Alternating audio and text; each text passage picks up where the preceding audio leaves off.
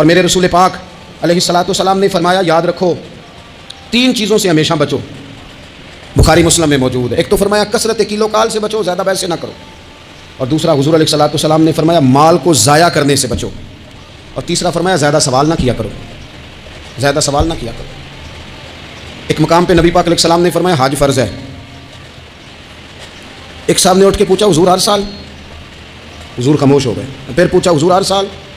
سرکار خاموش ہو گئے۔ تیسری بار پھر پوچھا حضور ہر سال؟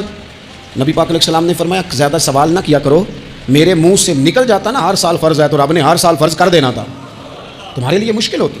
اور فرمایا جس چیز کے لیے میں تمہیں حکم دوں وہ کر دیا کرو، اور جس چیز میں تمہیں آزاد کر دوں اس میں آزاد ہو جایا کرو، زیادہ باریکیوں میں نہ جایا کرو۔ جن لوگوں نے بھی باریک بن کے چیزیں ڈسکس کرنی چاہی نا الجھ گئے، تنگ آ گئے، اور جو کسی ایک دروازے کے فقیر تھے، ایک دروازے کے فقیر تھے، ایک دروازے کے فقیر تھے، کسی ایک راہ سے خیرات لیتے تھے، زیادہ الجھاؤ نہیں پیدا کیا انہوں نے۔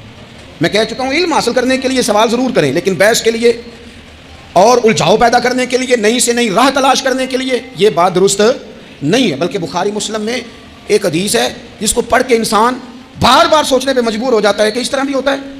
حضرت انس بن مالک رضی اللہ تعالیٰ عنہ ارشاد فرماتے ہیں ہم سب حضور کی بارگاہ میں بیٹھے تھے، بخاری مسلم ہے، نبی پاک علیہ السلام تشریف فرما تھے، حضور کی عادت مبارکہ تھی جہاں موقع آیا حضور بیٹھ گئے، حضور زمین پہ جلوہ فراز تھے۔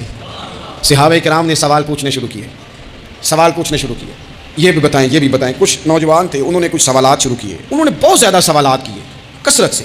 تو حضرت انس بن مالک رضی اللہ تعالیٰ عنہ فرماتے ہیں بہت سوالات، جب زیادہ سوال ہو گئے نا اللہ کے رسول صلی اللہ علیہ وسلم اٹھ کے نا ممبر پہ بیٹھ گئے، فرمایا پوچھو جو تمہارا جی چاہتا ہے میں بتاؤں گا، پوچھو کرو سوال کرو۔ ایک شخص نے اٹھ کے عرض کی یا رسول اللہ میرا باپ کون ہے؟ فرمایا حذیفہ۔ 2 لوگ اور اٹھے یا رسول اللہ ہمیں لوگ تانے دیتے ہیں ہمارا باپ، فرمایا تمہارا باپ وہی ہے جس کی طرف تم منسوب ہو، اسی باپ کی جائز اولاد ہو۔ ایک بندہ اور اٹھا، اس کا لہجہ بھی کچھ اس طرح کا تھا، کہنے لگا حضور میں جنت میں جاؤں گا کہ جہنم میں؟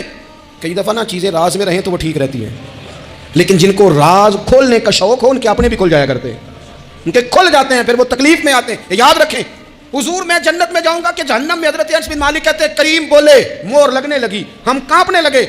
حضور نے فرمایا تو جہنم میں جائے گا، دوزخی ہے تو۔ بس جب وہ سناٹا چھا گیا، اب ڈر تھا کہ کچھ اور باتیں نہ، یہ کثرت سوالات کی وجہ سے حضور ناراض ہو گئے۔